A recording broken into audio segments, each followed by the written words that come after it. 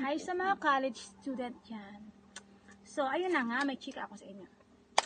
Kasi, nagpaplano na kami magpa-hardbound ng aming market research. So, ngayon, akala ko, yung nakalagay na sa plastic envelope na papers namin is walang kores-kores. Okay na. Kores-kores na pala ni sir. So, akala ko ready na yun kasi yun na yung final na papers namin. So, nung dinala ko kay Kate kagabi, Diyos ko, may kores-kores. So, kaya ngayon, ayan, pinapolish lang namin. Ano lang naman, 2 pages lang. Revision. Kunting error lang. So, kasi nga, magpapapwerto na siya bukas. So, kailangan namin itong apurahin na. Kasi nga, wala pa kaming grade sa market research. So, kaya yun. So, dito nga pala kami sa ito sa hotel. Nag-check-in pa kami dito. Para lang sa research niya.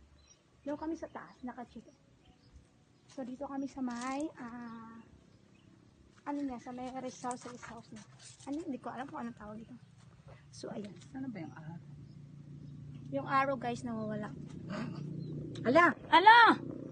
Ibaba mo daw. Okay na yan, oh. Pantay-pantay na ba? Yung 56 pababa. Di namin check.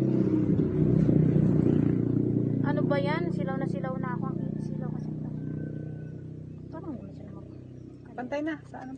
Ano pa, bababa pa? Oh, pantay na. Tara. Punta natin. Para mo na ako sa basket. Visit na yung papers namin. Hindi pa muna. Ibalik kasi i-insert pa natin. Karin dami na. Ayaw mo na yun. Ang pera dito. So guys, may mga nagbayad na nga pala sa hardbound. Ako tsaka si Jay. So yung ibang kagrupo namin, mabayad din. So pupunta na kami doon sa loob kasi magpiprint kami. Wait lang ha. Sarap mo na yung bag ko.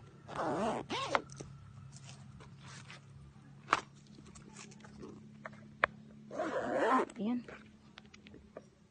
Wait ko na lang siya. Magpapaalam pa siya doon sa office kung pwede magpaprint. So yung papers namin, look. Naku, kusog na to. Yari na. Goods. Yun nga pala yung ko. Naka-check-in kasi kami ngayon sa hotel. Dito sa Nakpan, sa beach front. Beach front. Beach front.